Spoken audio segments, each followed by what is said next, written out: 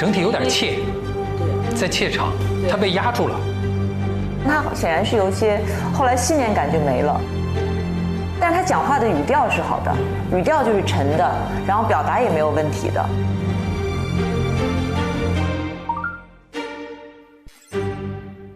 作为我们职场新人来说，也有过很多被别人的期待捆绑的时刻。梁天姐能不能跟我们分享一些怎么样去解绑的小技巧？我觉得人生遇到坎儿的时候，能拯救我的只有自己。别人愿意看见你的时候，你就感恩。但是我觉得最重要的是，我要被自己看见，我要看见自己。还有就是你选的路，跪着也要走完。其实有几个问题很好，解绑，对，解绑那个是不错的。还有就是，走出舒适区以后，你会不会纠结？对，因为我是一个告诉自己我要活在当下的人，不要为还没有发生的事情过度担忧、提前焦虑。那会不会给自己设定一些小目标呢？目标会有，但是那些很关键的 critical moment， 他应该再追问一下。就我觉得他没有追问。今天和您聊了一路，其实我印象最深刻的反而不是您之前做了很多光鲜的新尝试，而是说在这些尝试背后的一些选择中的纠结和已经知道自己要什么的那种笃定。也非常感谢梁天姐今天愿意把这个冒险背后的这些故事都来分享给我们，也祝屏幕前的各位都能够一步一步的找到自己的热爱，一步一步走出自己的精彩。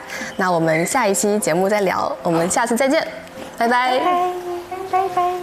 好，可以，好 ，OK， 谢谢。我有一种张宁宁终于结束了的，他自己有一种终于结束了的感觉，解脱了的感觉。太紧张了，太紧张了。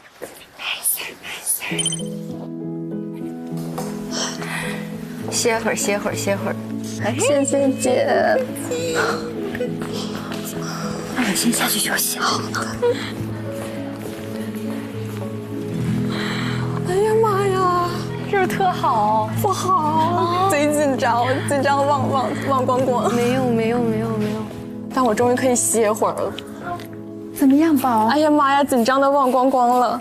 是不是不按提纲来了就不按提纲来了，就不知道在说什么。我已经，那你也撑下来了，就很棒啊！完成最重要。就是靠姐的这种善良在支撑我的采访。天哪！哎，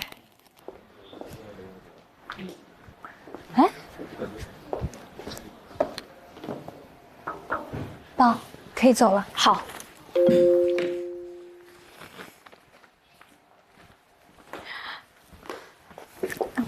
庞征来了，做卖货主播的那姑娘对吧？对，庞征上戏，本科第一，硕士第一，但后来家庭遭受变故，主播了3年时间。哇，在演播台上访谈，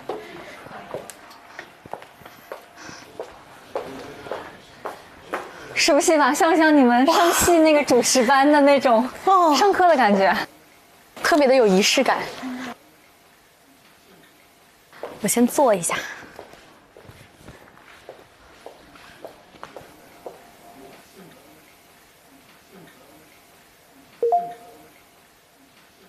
庞征是吧？对，我是庞征老师。声音是可以的。专业。 3号机是我的机位，对吧？对。然后嘉宾的机位是哪一个？是这个。然后这边是主机位。好，没问题。然后我现在模拟一下，我现在看向嘉宾的这个视角，然后在镜头里是 OK 的吗？现在是可以的。这样，好。Q 导播老师了已经。一看很有经验。专业。来喽！你的脸在转。田姐，我先给你握个手。哇，你真的好漂亮。哎呀，没有。我们之前其实见过。真的很久之前。很久之前。对，有8年那么久，跟你一起录《天天向上》。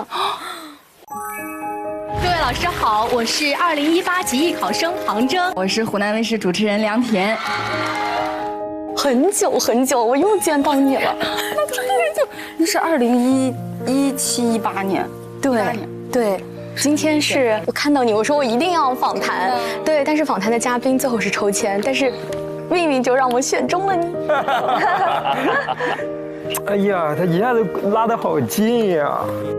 咱们就是说，我有点小紧张，你有点，我也有点。老师，希望一会儿就是多多照顾我。谢谢田姐。那没事，看你的节奏，然后那个你觉得 OK， 我们就开始。好。套近乎成功。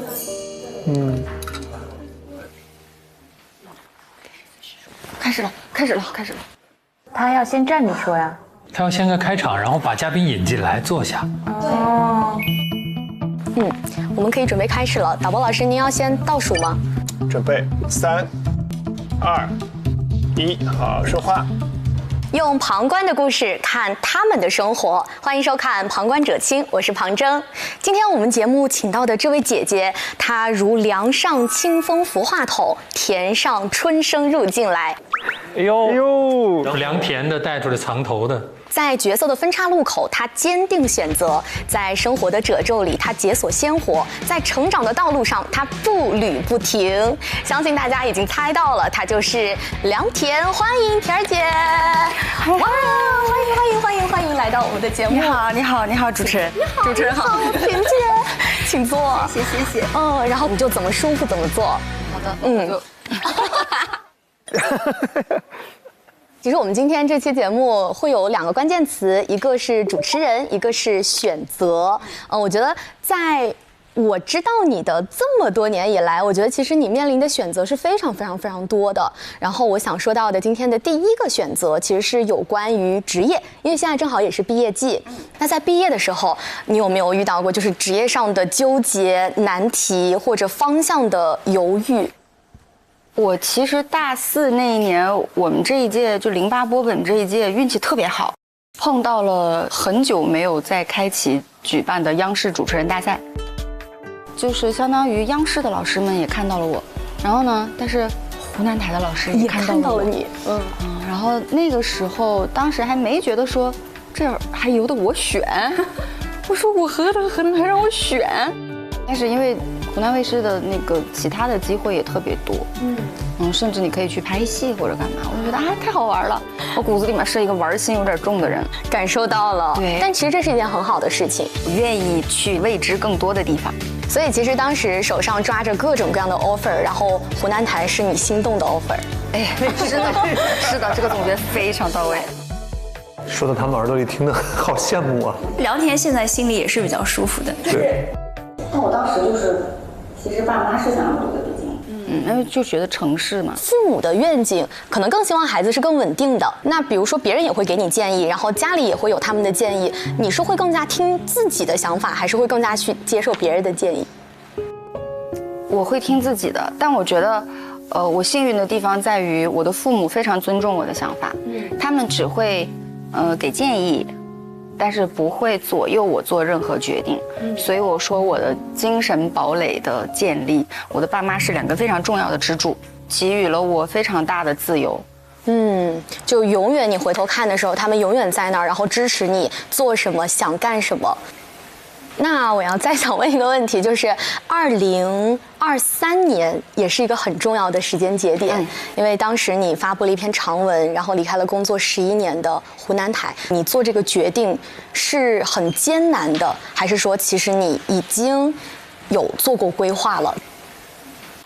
我当时决定要离开，做这个动作，其实在这之前我是经过了很长时间的思想斗争反复，因为确实我的原单位真的就是像家像亲人一样的存在，但是我自己内心还是那个有点躁动的那个喜欢探索未知的那个劲儿又出来了，我就说人就是来体验的，咱们可以再试试，胆子大一点，相对于确认，我更喜欢未知，我当时写那个长文的时候，我真的用了很久。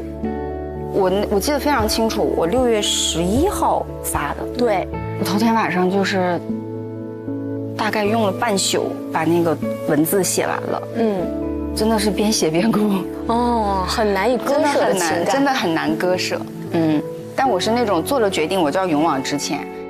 我刚刚听下来，其实你在做人生的选择的时候，虽然你会有自己的考量，但其实当你决定要去做的时候，其实是非常果断的。对。我觉得当时你的感受可能和现在的我是一样的。当我对这个行业有最初的一个认知的时候，我是看着你的节目和你现场同台参加节目，然后就是一直对我有非常非常深的影响。但今天其实你说的这些也很深刻的影响到了我。然后如果说要你对着现在正在看节目的，或者说他们可能同样面临着生活当中很多的选择的这些弟弟妹妹们，你会给他们一些什么样的建议？首先，一定要正视自己所有的情绪。就是大家都是平凡的、普通的，但是可爱的人。你面对选择的时候，有纠结、有犹豫、困扰、辗转反侧，非常正常。你就学会与这种感情共处，然后做了决定之后，咱们2横一竖就是干，不要回头。然后，这样的一番话，我觉得很大程度上鼓励了刚刚毕业的我。我就是今年毕业，我相信也一定会鼓励到就是正在看节目的这个人，然后在守候你的节目的有，可以的，可以的，可以的，好幸福，有一种被幸福冲昏了头脑的感觉，是吧？就是他们那个即时感特别好，你看他每一句话都给了回应。这差不多可以上岗了。我也觉得是。从头到没有看这个本儿，没有看提纲，聊的就是心里真实的好奇。唐真20分钟到了啊，最长不能超过30分钟。其实我还准备了非常非常多的内容，希望以后还有机会和你探讨。但是在节目的最后呢，我还有一个小小的环节，就是因为我关注你的各大社交平台，关注很多年了，我有发现大家一些比较好奇的一些问题，然后我们来做一个快问快答，好不好？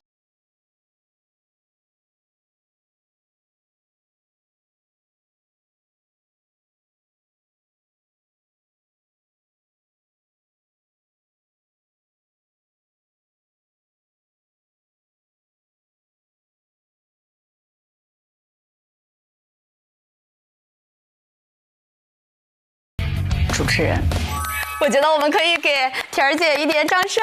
谢谢，非常非常感谢今天能够对我很照顾，然后也一直在配合我们的节目，非常谢谢你。谢谢郑郑，之后还有机会再见到你。一定。好，那我们今天的节目就到这里喽。拜拜，拜拜，谢谢，支持郑郑。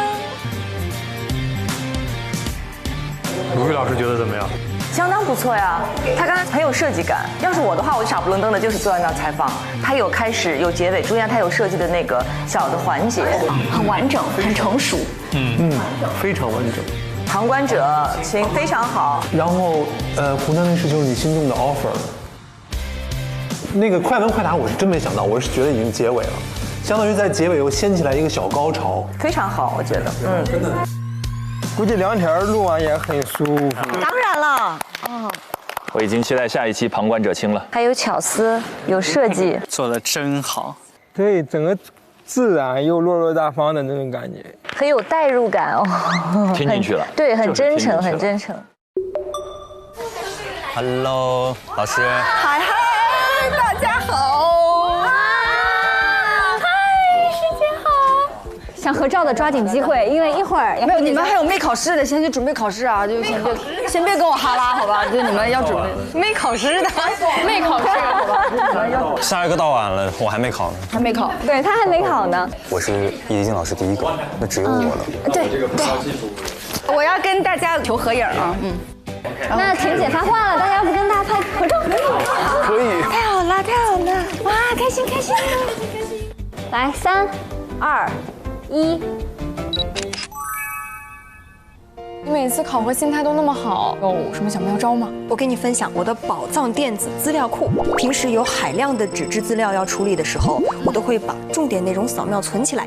你看，做好关键的标注，就可以一键搜索定位，找起来就特别清楚。哎，那确实很方便哎，就是我平时都是用扫描全能王来扫描证件、报名材料，我没想到还可以这样用啊。对啊，所以嘛，用专业的工具提效，把时间用在提升专业度的刀刃上。下次我也要试试。2位实习生访谈，2种风格，哎，各位看完之后什么感觉？庞征这个采访的话，会让嘉宾一上来就会很舒适，很容易打开自己，包括台本啊，包括问题啊，包括他的这些策划，我觉得他是一个真的综合能力非常强的一个选手，真的很优秀。首先，他有一个自己节目的名字，还有他开场白，针对这位嘉宾用心去斟酌过，然后这个开场白也很惊艳。今天我们节目请到的这位姐姐，她如梁上清风拂话筒，田上春生入境来。然后又有一些走心的问题，让被采访者应该也会感受到他的用心。所以其实当时手上抓着各种各样的 offer， 然后湖南台是你心动的 offer。哎，是的，是的，这个总结非常到位。然后再加上最后快问快答又有一个节奏上的变化，会对他更有探索欲，更有趣味性，然后又很年轻。I 人、E 人、I 人，稳定、自由、自由。我就觉得整体这个栏目对于我来讲，我可能就会对于这样的场景是很舒适的。就是我觉得大家感受其实是一致的。庞征老师，我觉得那我就没有资格评价了吧。表现得太好了，我都想上一次他的旁观者去。他预约了，我替他预约一下。第2期的嘉宾啊，就是宁宁，各位看完之后什么感觉？我觉得宁宁可能就是因为能明显看出那种缺少经验的感觉吧，应该是，她就是依赖于自己之前准备的提纲，她更少的在现场自然的那个反应，以及与嘉宾的那个自然的互动，好像相对少一点。我觉得张老师刚才说那个，就是宁宁的有一个点是特别正确，就是她没有在听被采人的发言和他的观点，他只是一直沉浸在自己的那个问题里面，就很难去互相交流。对，能听其实已经是一个很后段或者很高级的技巧了。我觉得听不是一个高级技巧，听是一个基本态度。否则你为什么要访谈？来表演提问吗？好犀利！我们哪怕是个小学生，我们跟我们的同桌聊一聊，那也不能说你准备了一个提纲，然后我跟同桌我只问我的问题，他说什么我不管，我准备下一个问题，这是不正常的，对吧？我感觉他在考试，完全对呀。但是庞征已经把它当做真正的是一个我的节目，我的访谈了，这是经验差别。对这个人本身缺少好奇心和探索。对了，你说了最重要的事情，我觉得好奇心才是一个访谈者的主要动力。就如果没有好奇心的话，你问到的问题是怎么拉近你和观众之间的距离呢？因为你是在代表观众好奇，代表自己好奇。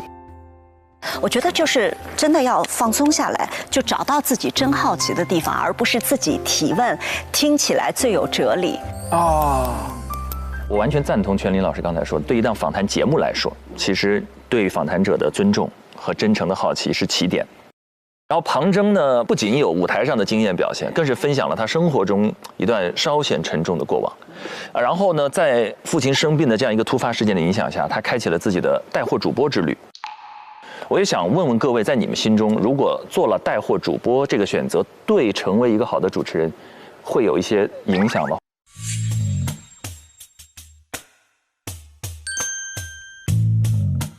就是其实带货主播和主持人，它只是2个行业，它这样一比，感觉好像主持人是一个高大上的一个职业，仿佛分了高下。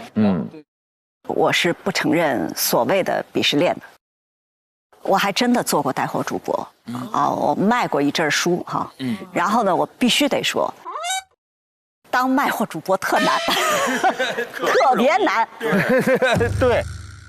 带货主播是，就你一边看着屏幕上的数字，每5分钟一变，然后根据这些数字，你知道说此刻我要运营哪个数字，我是要让观众更多的停留，我还是要增加互动，我还是要 ECPM 把这几单货卖出去，要不要加福袋，要不要加互动，就是你脑子里有一大堆的自己做决策，就都没有一个导播，然后这个时候你还要持续的说话，情绪还要顶上去，你情绪掉，带线人数就掉了。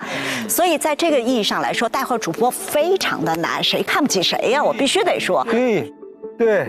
但是我也要客观的说另一件事儿，就是一旦做了带货主播，其实就会更多的人记住你做带货主播的样子。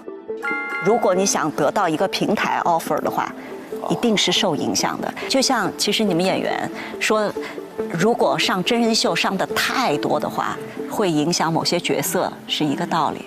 我觉得它客观存在。而且我感觉带货主播其实很像以前那种电视节目的购物主持人的那样的一个身份角色。对，哎，你站在主持人的角度，他们有某种性质上的差别吗？其实他们还是有某种性质上的相近的。就拿我们老师的话说，这类节目应该叫生活服务类节目主持人。对，所以带货主播其实和就是那一类节目的主持人还是有很强的粘连性的。庞征，我认为他的这个带货主播的经验，其实对于他的访谈也是有很大程度的帮助的。对，因为像全林老师刚刚也说到了，就是你需要非常这个清晰的头脑去控场，而且他肯定也会跟他的弹幕互动，所以他会有很强的这个临场反应能力，所以他才能够这么有自信的在嘉宾不按照台本来进行他们的访谈之下，他还能够有一个很快的反应能力。如果你去做文艺类的主持人，或者也像这种生活服务型的主持人，我认为这是他的加分项。对，他们确实有一个共同的身份是公众领域的表达者，他们在目标上和路径上还真有不同。但我还是认同刚才子琪说的那一点，它并没有高下之分，它只有方向上的差别。那么都说到这里，咱们就上链接。没有了，我们不是上链接了，我们要上易立竞老师了。刚刚的访谈，梁田老师2波已经看完了，对不对？接下来上易立竞老师，我说实话没上，我已经有点紧张了。我不知道3位紧不紧张，那我们一起来看看好不好？易立竞老师的访谈。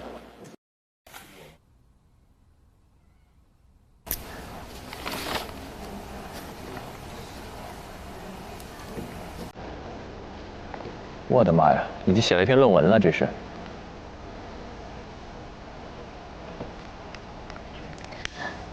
还有一个有趣的话题啊，就是网络上有一些网络还有一个有趣的话题啊，很多。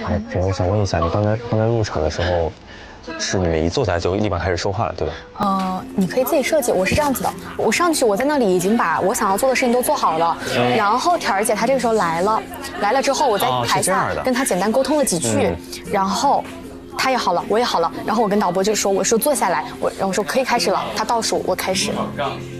明白 ，OK， 就是我放轻松，我现场跟他没有问题，因为我不想让他看到我太久，就不想有那个启动的方式，我怕有这个调性就难进场域了，就主要是跟易立竞老师，主要是这个情况。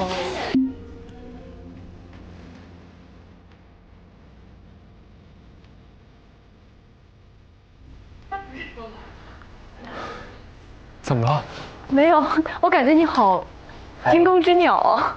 因为马上到我了。他得让自己嗨起来。你需要来点状态吗？不需要。他现在很有状态。他消耗了。的确害怕。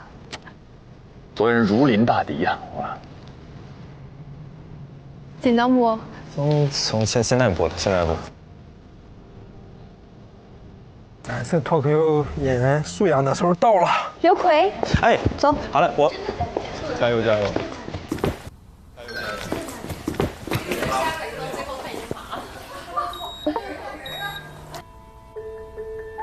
人呢？急死我了！快点儿，快点儿！倒数3秒就好。嘉宾老师在场的时候，咱们放下手里的事先走，行不行？你先上，我给你接，好不好？好嘞。你去吧，我给你接。好嘞。帮我倒到3/4，谢谢。好。你可以试下镜头。老师，下一位实习生来了。来了，上来先是刘奎。易立竞老师也是一个采访的老法师啊，那是。所以这个面对老法师确实挑战挺大的。我跟你快速说一下，3号拍这儿，1号拍这儿，2号是打拳。好嘞。然后核心主要还是跟老师之间。对，哪个灯亮就是哪个机器在。好，明白。那个刚才庞征他帮我拿过来，谢谢。然后耳返，你跟老师对接带一下。好，我现在对接一下。我先去接易老师。这个水位够吗？可以吗？好。哟，要道具。还是什么？我猜是百事可乐。泡了茶。哦，好，老师，我这是 stand by。你是坐哪个位置？我现在这边，就是我面对的左边。嗯，好。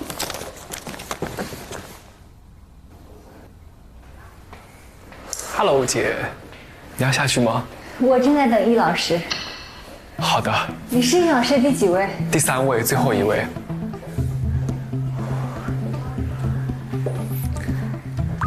哎呦。哦。哎，易老师你好，介绍一下，我是东方卫视主持人冯琳。哦，这次我是实习生们的助教，今天带着您一起上去。好。然后这位也是我们其中的一位实习生。好，我们待会儿见，待会儿见。好，一会儿他会跟您访谈。哦，你好，一会儿见。好，拜拜，拜拜。好，那我们这儿走。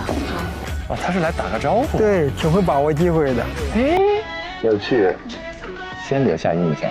楼上是我们一个演播厅的访谈区。哦，来了。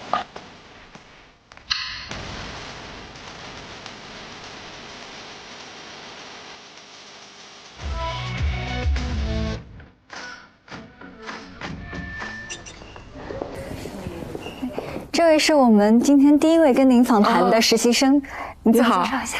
你好，你好，你好，叫刘奎，奎奎就好。哦，你好，奎奎，是今天的这里的实习生，跟您进行访谈。好，然后这里是为咱们准备的一些茯苓的饮品，茯苓红多薏米，看您比较喜欢养生。哦，做了这么多功课。哦，就是我们其实时间不长，我就是看了一下您自媒体，然后以及您20年跟7月份在您节目里的访谈，您2个小时喝了3壶茶，我看水果茶都是，然后看了一下您养生的秘籍，也学了一点。哦，对，就是可能稍微有一点点烫哈，然后也等辛苦了。尝尝，是我喜欢的味道，有心了。刚才李沁说的最打动你的小细节啊。其实咱们算半个同行，您知道吗？对，您可以猜一猜我的本职工作。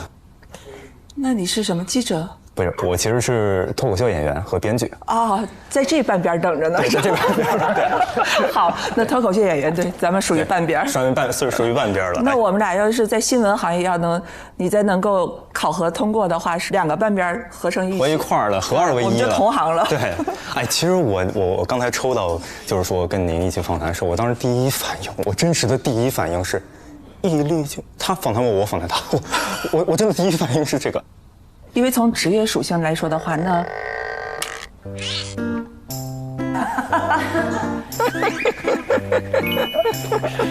都抽他了，镜像神经元，不由自主。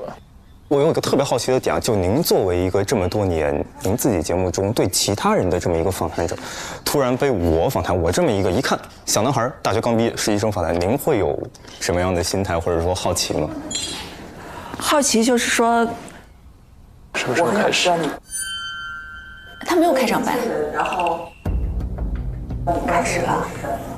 从职业属性来说的话，那我比你虚长了一些嘛，那肯定是，比如说进入这个行业时间也长，我很想知道你关注的点是什么。他们到底开始了吗？没了，开机了吗？他直接进入了。对呀，还是说这是他的一个热身问题啊？我本身其实也进行了一些。我们可以开始了吗？哎呀，你看刚才没有跟导播沟通。我这里已经是开始了，老师。已经开始了。对，我们已经在聊了。那我们继续吧。好，继续就好。这个就是欠沟通。欠和导播以及摄像之间的沟通，就是我们就很自然对话，然后就进入了。对，但这个之前要跟别人沟通好的，你们要开机就只要坐下就开机。